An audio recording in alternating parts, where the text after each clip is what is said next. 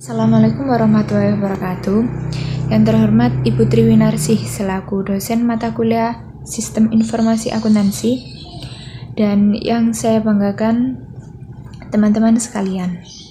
Perkenalkan, nama saya Melinda Serlifedita dari kelompok 4 yang bertugas sebagai moderator. Dan adapun anggota kelompok kami, yang pertama Eva Febria, yang kedua Vivin Meliana Sari, yang ketiga Aalia Khairunisa, dan yang terakhir Titin Fauzia. Untuk materi yang akan kita bahas pada presentasi kali ini adalah software Slacker dan SQL Ledger. Mari kita buka presentasi hari ini dengan bersama-sama membaca basmalah. Bismillahirrahmanirrahim. Baik, langsung saja saya akan memulai presentasi kali ini.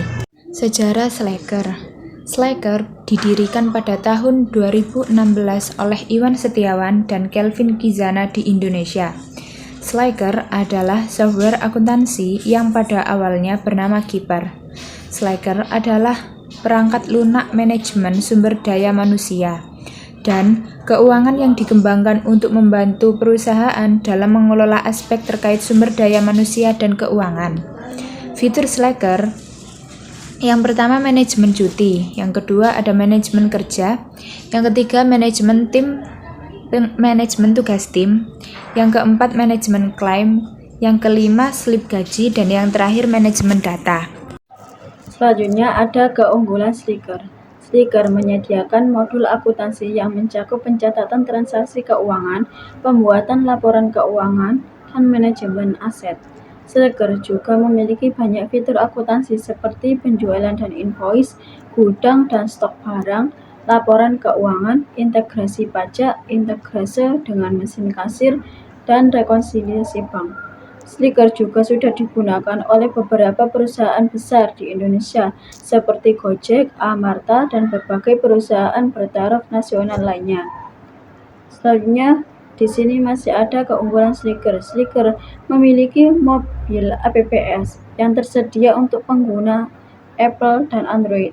Mobil apps ini mungkin karyawan dapat mengakses Slacker di mana saja dan kapan saja. Tingkat keamanan kelas dunia.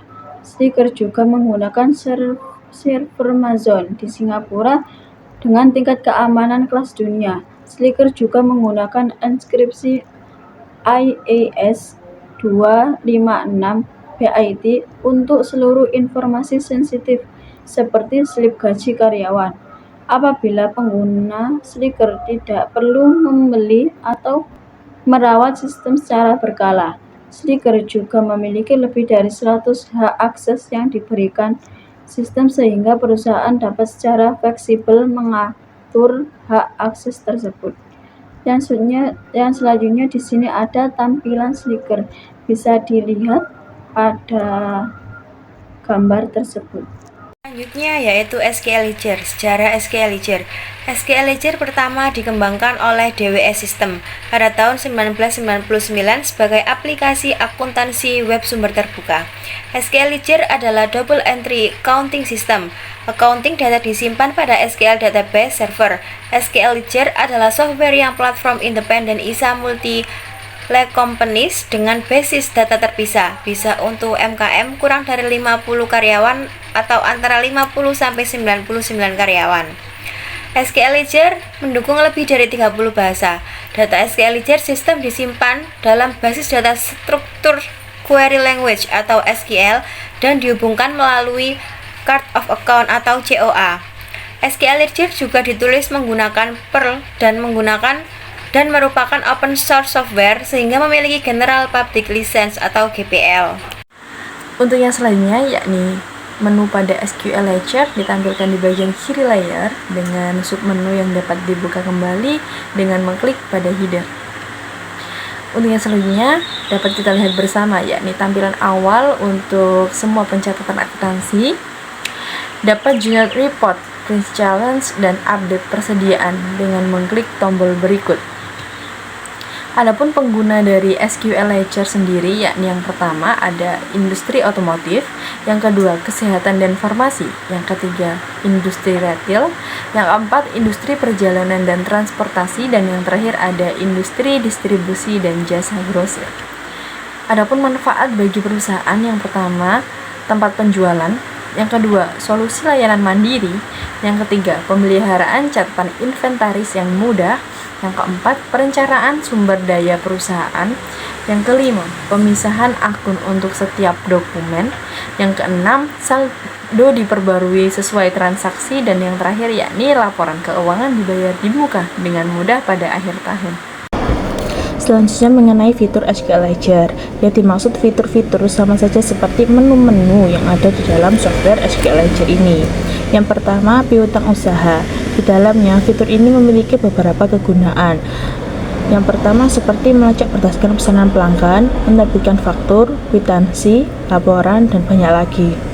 Ada juga penetapan biaya, pekerjaan, dan waktu masuk untuk proyek pelanggan. Dan juga ada menu untuk mengelola pesanan, penjualan, dan penawaran harga. Dan juga menu untuk mengirim barang pesanan pembeli. Yang kedua, fitur hutang usaha. Di dalamnya terdapat menu untuk melacak pembelian dan utang berdasarkan vendor.